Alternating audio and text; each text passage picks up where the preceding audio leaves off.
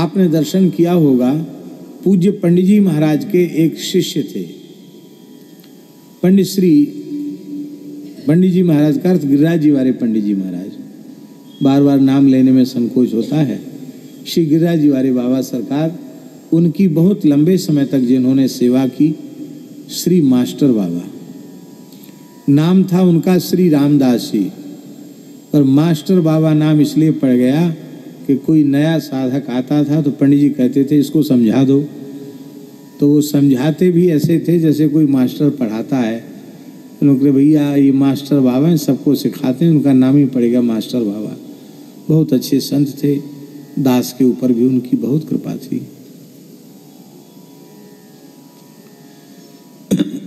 किस प्रसंग में बाबा की यादें हम तो भूल जाते बार बार। हाँ, तो श्री मास्टर बाबा ने एक बड़ी सुंदर बात बताई। बोले ये घटना पंडित जी के जीवन काल की घटना है। ये जो हम लोग गिरिराज जी से आते हैं तो एक तो इधर राधा कुंड होकर के छठीकरा होकर वृंदावन आ जाते हैं,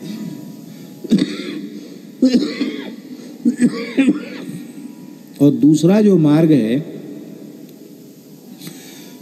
वो इधर से होकर के है, ये मथुरा वाली रोड से होके, और फिर अड़ींग बीच में आता,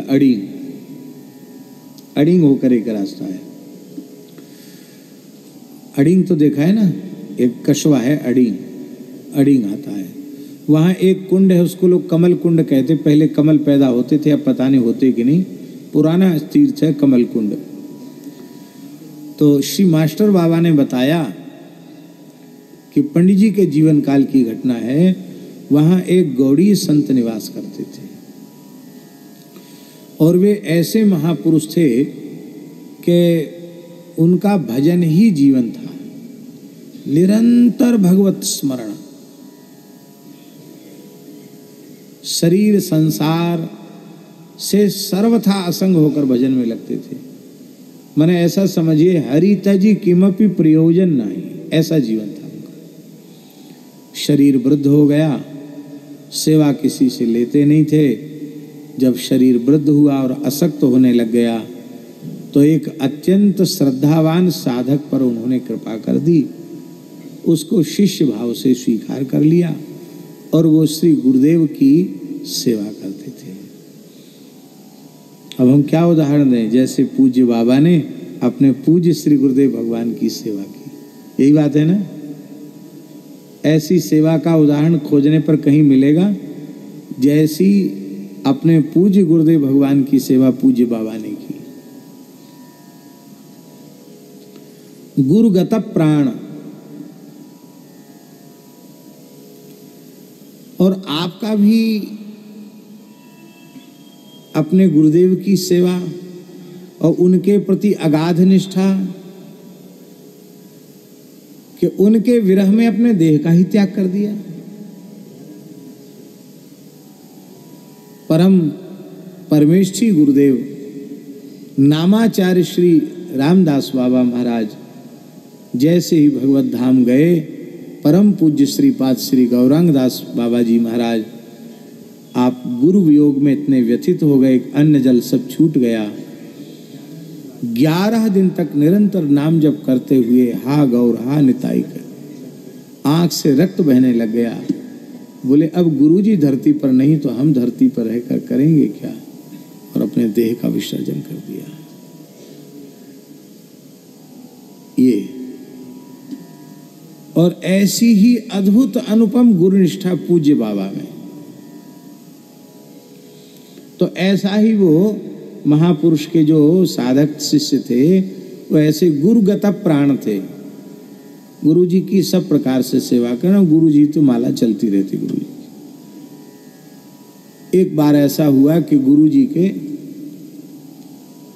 एक बीमारी हो गई, कंठमाल कहते उसको, यहाँ फोड़े निकल आते हैं और वो पूरे भयंकर कष्टकारी होते हैं। कंठमाल एक प्रकार के वो विष के फोड़े होते हैं और वो पक जाते हैं, फूटते हैं। असाध्य रोग है एक तरह का कंठमाल।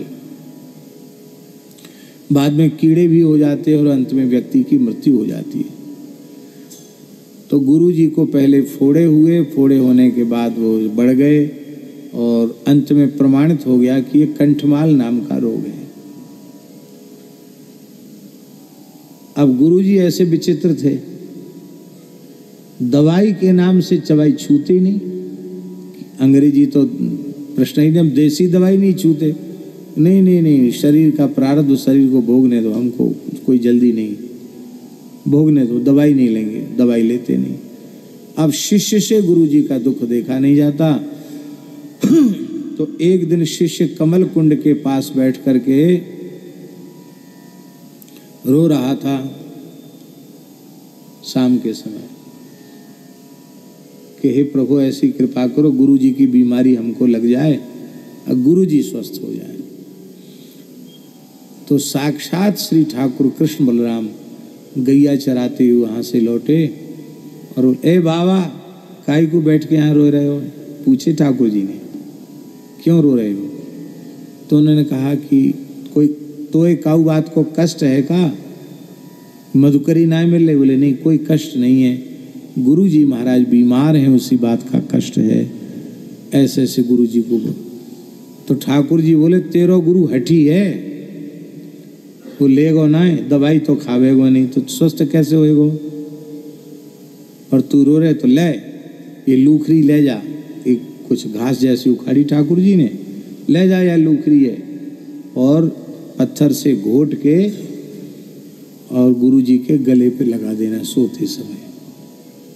दवाई तो खाते नहीं, तो मलहम पट्टी कुछ न कुछ तो करते हो, तो जैसे दवाई लगाते तो दवाई के जैसे लगा देना, गुरु जी ठीक हो जाएंगे। शिष्य ने ऐसा ही किया, गले में लगा दिया। और गुरु जी ने पूछा भी नहीं कि आज कौन सी दवाई लगा रहे हो। और सवेरे जब गुरु जी उठे तो उनका वो बीमारी गायब, न फोड़ा न फोड़े का चिन्ह, कुछ नहीं, जो पूर्ववत कंठ हो गया। तो जैसे किसी व्यक्ति की बेशकीमती माला खो जाए हीरे मोती की, और वो रोए वो माथा पीट बोल के हाय रे हाय हमारो हार कहाँ चला गया, 9 लखा हार, ऐसे बाबा विकल हो गए। बोले मेरा ठाकुर जी ने हमको कंठा पहराया था, वो कहाँ चला गया, जरूर ये बदमाश चेला है, इसी की कमी है। कहा क्यों रे क्या हुआ, हमारे कंठ में भगवान ने माला भेजी थी, वो कहाँ गई, सच्ची सच्ची बता, नहीं तो समझ ले फिर तू। तो शिष्य ने रोते हुए कहा कि ऐसे हम कमल कुंड पर रो रहे थे, एक ब्रजवासी बालक मिला, 2 बालक थे, गैया लेके आ रहे थे, और हुलिया भी बताई, एक श्याम था एक गौर था, गैया चराते हुए आ रहे थे। वो नहीं समझा ठाकुर कृष्ण बलराम है। अरे गुरु सेवा का फल था कि ठाकुर जी की साक्षात प्राप्ति भई और ठाकुर जी से बातचीत भई, ये गुरु सेवा का फल था। तो बोले तुमने हमारी निष्ठा को भ्रष्ट कर दिया, नष्ट कर दिया। हमने तो आज तक ठाकुर जी को कभी रोग नाश के लिए कहा ही नहीं, पर तुमने हमारी निष्ठा को नष्ट कर दिया, इसलिए हम तुम्हारा त्याग करते हैं, निकल जाओ यहाँ से, चले जाओ, हम त्याग करते तुम्हारी सेवा नहीं लेनी।